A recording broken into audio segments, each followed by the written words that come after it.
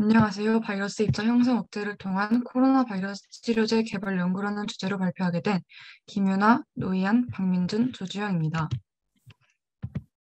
저희는 이전의 연구에서 많이 다루어지지 않은 사스 코로나 바이러스2의 RNA 복제 이후의 과정을 표적으로 치료제를 개발하여 보다 효율적인 치료제를 목표로 하였습니다. 저희는 집중 연구 때 코로나 바이러스의 생활사 중 두 부분을 표적으로 삼아 연구해 보았는데요. 먼저 DMV에서 나온 gRNA와 N 단백질의 결합을 억제하는 방법입니다. N 단백질과 gRNA가 결합하는 원리에 대해 공부하고 그 결합 부위의 도메인을 거량 투여해 경쟁적 억제제를 만들 수 있는 실험적 방법을 연구해 보았습니다. 두 번째로 N단백질과 M단백질의 결합을 억제하는 방법입니다. NCBI에서 N단백질과 M단백질의 유전자 서열 정보를 획득하고 로제타 폴드를 이용해 단백질의 구조를 파악하였으며 코IP, SDS 페이지, 이뮤노블러팅, GST 풀다운 등 필요한 실험에 대해 공부하였습니다. 이렇게 개발한 치료제가 되기 위해 통과해야 하는 신약 개발 과정에 대해서도 자세히 알아보았으며 자세한 설명은 다음 장부터 시작하도록 하겠습니다. 부산과학고등학교 박민준입니다. 우선 저희가 첫 번째로 치료 표적으로 삼은 N단백질과 지노믹 RNA 사이 인터랙션을 저하하는 방식의 치료제에 대해 말씀드리도록 하겠습니다. 우선 N단백질과 지노믹 RNA는 다음 B 그림과 같이 서로 결합을 하여서 복합체를 구성하게 됩니다. 이 복합체가 추후 다른 생활사를 통해서 비련을 형성하게 됩니다. 이렇게 N단백질과 지노믹 RNA 사이 결합을 유도하는 것에는 N단백질에 결합되어 있는 RBD 펩타이드 때문입니다. 이 RBD는 RNA 바인딩 도메인인데 이 RNA 바인딩 도메인은 단백질 도메인의 일종으로 이 RNA의 특정한 서열을 인식할 수 있도록 도와주는 아미노산 서열이라고 보시면 됩니다. 이 RNA 서열의 RNA 바인딩 도메인 때문에 N단백질과 지노믹 RNA 사이 결합이 있게 되는 것입니다. 이 RBD가 어떻게 N단백질과 지노믹 RNA 염기 서열을 인식하는지에 대해 설명드리도록 하겠습니다. 우선 크게 세 가지 모델로 생각해 볼 수 있습니다. 첫 번째는 특정 서열 인식, 그 다음은 패턴 인식, 마지막으로 스텝 루프 구조 인식입니다. 특정 서열 인식 같은 경우에는 RNA 내에서 특정한 염기 서열이 있다면 그 염기 서열을 인식을 해서 그 염기 서열 부위에 RBD가 결합을 하는 방식입니다. 제가 임의로 작성한 염기 서열이 있습니다. 여기에 보시면 AUGCG가 반복적으로 존재하는 모습을 볼 수 있는데 이 AUGCG를 RBD 펩타이드가 인식을 하여서 서로 결합을 한 방식으로 N단백질과 지노믹 RNA 사이의 인터랙션을 유도하게 됩니다. 두 번째는 패턴 인식입니다. 이 염기 서열 내에서 다음 제가 만든 염기 서열과 같이 특정한 규칙에 따라서 염기가 나타나는 모습이 있을 수 있습니다. 이러한 패턴을 RBD가 인식을 하여서 그 패턴이 있는 자리에 서로 결합을 하여 N단백질과 지노믹 RNA 사이의 인터랙션을 유도하는 방식이 있습니다. 마지막으로 스팀루프 구조 인식입니다. 단일 가닥 RNA가 있을 때 근처의 염기들이 서로 상부적인 염기라면 서로 수소 결합을 하여서 다음과 같은 헤어핀 모양과 같은 구조를 형성하게 됩니다. 이렇게 특이적인 구조가 발생하게 되면 이 구조를 RBD 펩타이드가 인식을 하여서 그 사이의 결합을 촉진하게 됩니다. 다음으로 저희가 이 RBD를 통해서 어떻게 N단백질과 지노믹 RNA의 인터랙션을 저해하는 치료제를 구상했는지 설명드리도록 하겠습니다. 우선 N단백질에 RBD가 붙어있기 때문에 이 RBD가 RNA 특정 염기 서열을 인식하여 결합을 하게 됩니다. 그렇기 때문에 저희는 이 RBD, 이 아미노산 서열로 이루어진 짧은 펩타이드 조각을 세포 내에 주입을 하여 RNA의 특정 염기 서열을 인식하고 그 부위에 그 펩타이드 조각이 대신 결합을 하게 되면서 경쟁적 억제제로 작용을 하는 방식을 택하였습니다. 다음 애니메이션과 같이 경쟁적 억제제로 작용할 수 있습니다. 조금 자세하게 설명드리면 왼쪽에 빨간색 동그라미 쳐진 부분이 제가 임의로 설정한 RNA 바인딩 도메인 펩타이드입니다. 원래 기존의 방식이라면 N 프로틴의 이 펩타이드 부위가 RNA 특정 염기 서열을 인식해서 다음과 같이 결합을 하게 됐을 것입니다. 하지만 저희가 RNA 바인딩 도메인 펩타이드 조각을 주입을 하게 되면 이 RNA 염기 서열을 저희가 넣어준 단일 펩타이드 조각들이 대신 결합자의 결합을 하게 되어서 N 프로틴과 RNA 사이 복합체를 형성할 수 없도록 하여 이 인터랙션을 저해하는 치료제를 개발할 수 있게 되었습니다. 강원과학고등학교 조주영입니다. 저희가 두 번째로 생각해본 방법은 M단백질과 N단백질 간의 결합을 억제하는 방법인데요. M단백질과 N단백질 간의 결합은 바이러스의 비리온을 형성하는 데 있어 매우 중요한 결합입니다. N단백질은 RNA를 감싸고 보호하는 단백질인데 이 N단백질이 M단백질과 결합하면서 RNA가 비리온 속으로 들어가게 되면서 비리온이 형성됩니다. 그래서 이 NM 결합이 매우 중요한 결합인데 이 결합이 일어날 때 여기에 로제타 폴드라는 프로그램으로 저희가 예측한 이 모델처럼 이 M 단백질의 C 말단과 N 단백질의 C 말단이 둘 다 알파 헬릭스의 구조를 이루면서 결합하게 됩니다.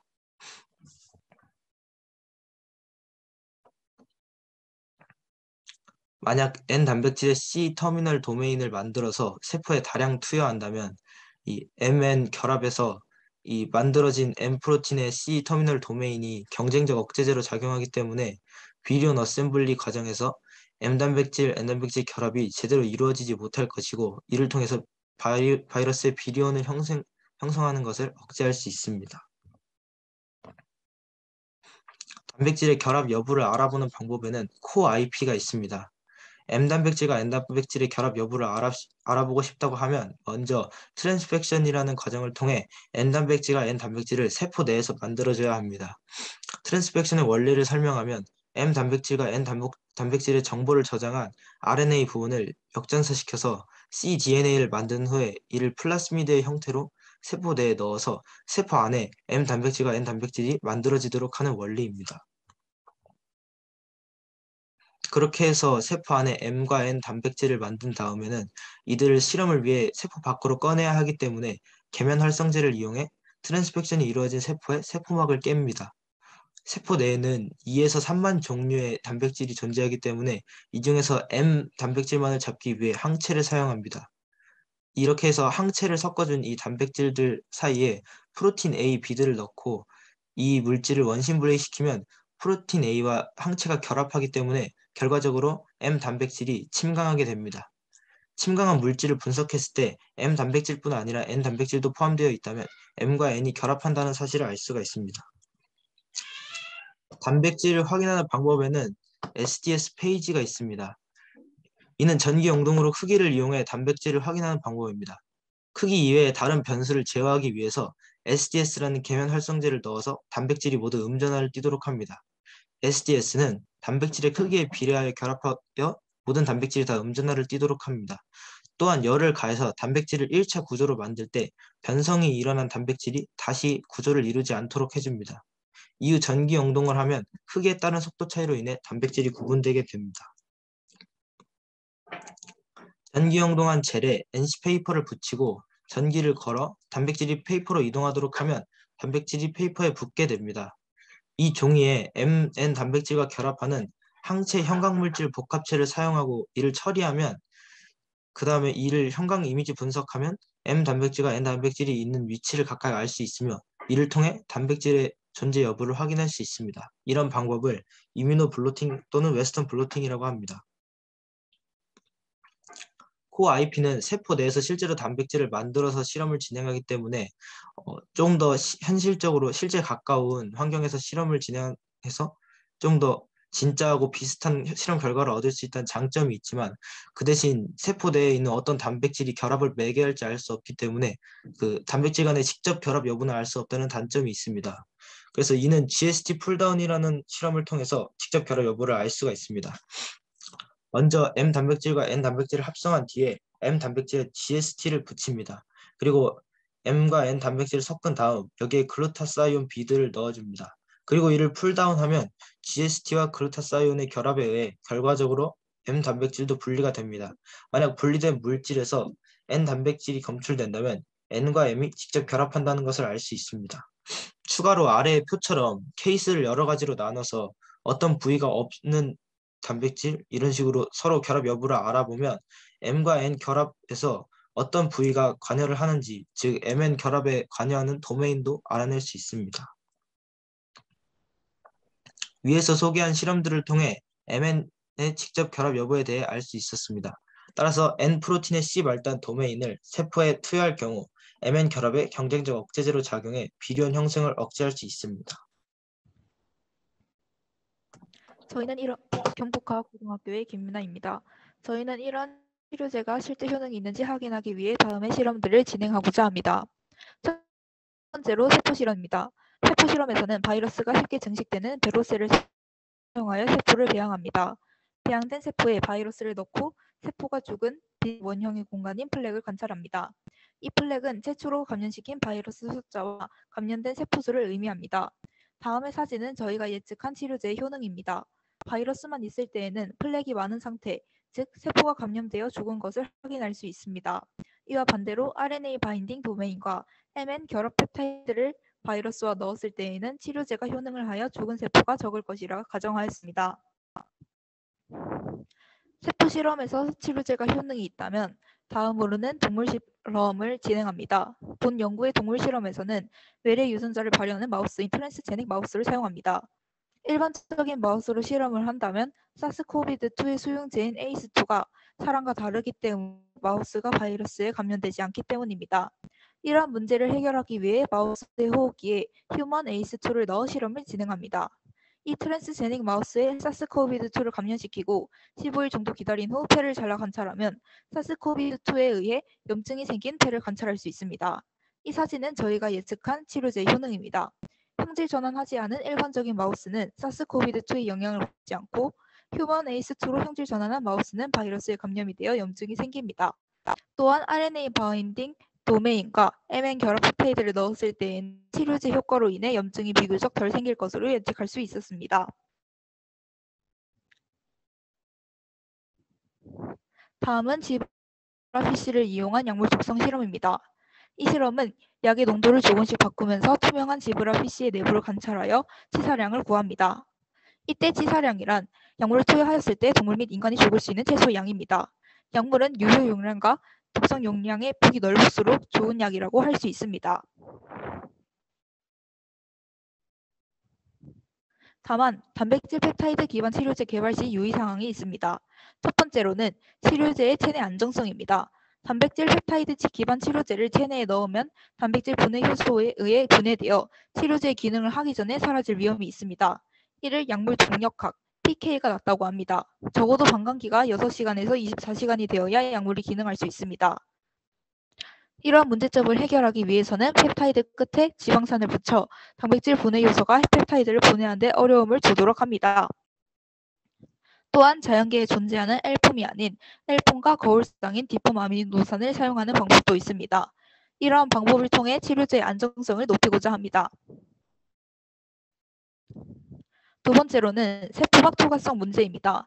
선택적 투과소를 갖는 세포막은 세포질과 세포 외 환경 분자 교환을 엄격하게 조정하는 데 있어 중요한 역할을 합니다.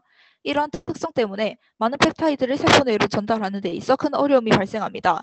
이때 CPP라는 아미노산으로 구성된 세포막 투과용 펩타이드를 결합시키면 CPP가 세포 내로 침투할 때 결합되어 있는 단백질 펩타이드 기반 치료제 또한 세포 내로 들어가 치료제 기능을 수행할 수 있게 됩니다. 세포 실험 전 임상실험을 통과하면 임상시험을 3회로 나누어 진행을 합니다. 1차에서는 20명에서 80명을 대상으로 치료제의 안정성 평가를 합니다. 2차에서는 100명에서 300명을 대상으로 치료제의 유효 복용량을 조사하고 마지막으로 3차에서는 300명에서 3000명을 대상으로 치료제의 효능 및 안정성을 확인합니다. 다음과 같은 시험을 모두 통과하면 FDA에 치료제의 효능을 입증하여 치료제를 사용할 수 있게 됩니다. 전북과학고등학교 노희안입니다. 최근 화이자가 개발한 경구용 신종 코로나 바이러스 감염증 치료제 팍스로비드는 코로나19 바이러스가 세포 내에서 증식할 때 필요한 단백질 분해 요소를 억제하는 니르마트렐비르와 니르마트렐비르의 분해를 막는 리토나비르가 함께 포장된 제품이지만 감염 초기에만 적용한다는 한계가 있습니다. RNA 복제 이전을 표적으로 할 경우 돌연 변이에 취약해 바이러스 발생 시 치료제의 효과가 떨어질 수 있지만 이후 과정은 바이러스 생존의 필수적인 과정이기 때문에 치료제의 변이의 영향을 덜 받는 치료제가 될 수 있습니다. 또한 칵테일 요법을 활용해 사스 코로나 바이러스2의 비리온 형성과 관련된 다양한 부분을 표적으로 함으로써 치료제 효과를 극대화할 수 있습니다. 또한 코로나 바이러스 돌연변이 개통도를 보시면 저희가 타겟으로 한 N단백질과 M단백질의 돌연변이 발현 비율이 확실히 적은 것을 알 수 있습니다. 이를 통해 저희가 개발한 치료제는 돌연변이 발병 시에도 다른 치료제보다 변이의 영향을 덜 받는 치료제가 될 것이라고 생각하며 발표를 마치도록 하겠습니다. 경청해 주셔서 감사합니다. 네, 발표 감사합니다. 비대면이라 연구하기 어려웠을 텐데도 이렇게 발표를 잘 준비해 주셔서 감사하고요. 이 연구에 대해서 질의응답을 3분 동안 가져보도록 하겠습니다. 혹시 이 연구에 대해서 궁금한 점 있으시면 질문해 주시겠어요? 경남과학고등학교 변한민입니다.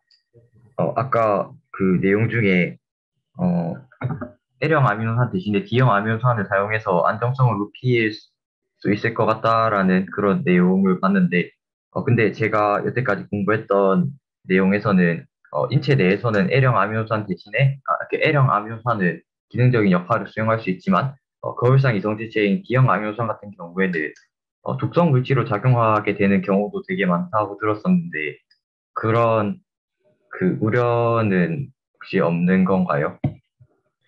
저희가 D형 아미노산을 쓰는 이유는 저희 몸에서 아까 말씀해 주신 것과 같이 사용을 할 수 없기 때문에 단백질 분해 효소가 작용할 수 없어서 비슷하게 작용을 하지만 또 신체 내에서 크게 분해가 되지 않도록 안정성을 높이는 작업인데 이로 인해서 어느 정도 독성적인 부분은 이렇게 만든 후에 저희가 아까 실험 과정에 있었던 것처럼 세포 독성 실험이나 아니면 여러 임상 시험을 거치기 때문에 그 과정에서 이 D형 아미노산으로 바꾼 신약이 만약에 독성 물질을 작용한다 하면 다른 방식으로 아까 말씀드린 것 같이 지방산을 붙인 형식으로 신약을 개발해서 안정성을 높이는 방법을 선택하는 것으로 진행되게 됩니다. 감사합니다. 네, 질문과 답변 모두 감사합니다. 또 다른 질문 있을까요?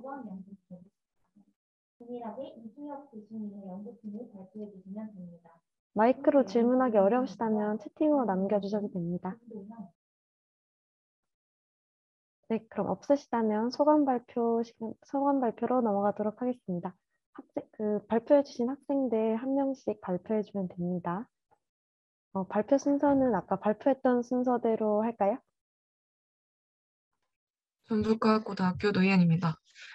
바이러스 입자 형성 억제를 통한 코로나 바이러스 치료제 개발 연구라는 주제로 좋은 교수님 아래에서 팀원들과 함께 공부하고 코로나 바이러스의 생활사나 여러 실험 방법에 대해서 자세히 공부할 수 있는 정말 의미 있던 경험이었던 것 같습니다.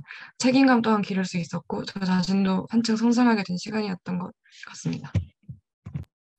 네, 감사합니다. 그럼 다음 학생. 저도 일단 마찬가지로 굉장히 좋은 교수님과 팀원들이랑 함께 할 수 있어서 되게 좋았고 또 연구하는 과정에서 신약 개발에서 바이러스의 생활사적인 부분이나 또 다른 여러 기전들에 대해서 알아야 진행할 수 있다는 것을 깨닫게 돼서 기초 연구의 중요성을 많이 느낄 수 있었던 연구 경험이었던 것 같습니다. 네, 잘 들었습니다. 다음 학생 발표해 줄래요? 네, 저 강원과학고등학교 조주영입니다. 저도 마찬가지로 좋은 교수님이랑 팀원들도 되게 다들 잘해 주어서 연구가 엄청 수월하게 잘 진행될 수 있었던 것 같고, 제가 생명과학을 되게 좋아해서 그리고 주제가 아주 흥미로워서 이걸 신청을 했는데, 바이러스라는 것에 대해서 되게 자세하게 배울 수 있었던 경험인 것 같아서 제 진로를 결정하는데 좀 많은 영향을 준 것 같아서 매우 뜻깊은 경험이라고 생각합니다. 역시 정말 좋은 경험이네요. 그럼 다음 학생도 소감 들어볼까요? 네, 경북과학고등학교 유나입니다. 일단 좋은 교수님과 팀원들과 함께 진행을 할 수 있어서 기뻤고, 제가 진로가 바이러스 쪽으로 생각을 하고 있었는데 이전에는 화학적 작용으로 코로나 바이러스 치료제를 만드는 방법을 생각해 봤는데 이렇게 분자학적인 방법으로도 생각을 할 수 있는 기회가 되어서 기뻤습니다. 네, 감사합니다. 그럼 학생들 다 발표했죠? 그러면 다음 팀 발표해 보도록 하겠습니다. 아니다. 조교님도 소감 한 말씀 해주세요. 네. 프로그램을 이제 비대면으로 진행을 하다 보니까 제가 한 거는 별로 없지만 이제 저희 팀 학생들이 작성한 보고서나 궁금한 부분을 질문하는 것을 보고 되게 연구에 대한 열정을 많이 느꼈고 이런 학생들을 만나게 돼서 반가웠고 그리고 이렇게 적극적으로 참여를 해주셔서 감사하다고 전하고 싶습니다.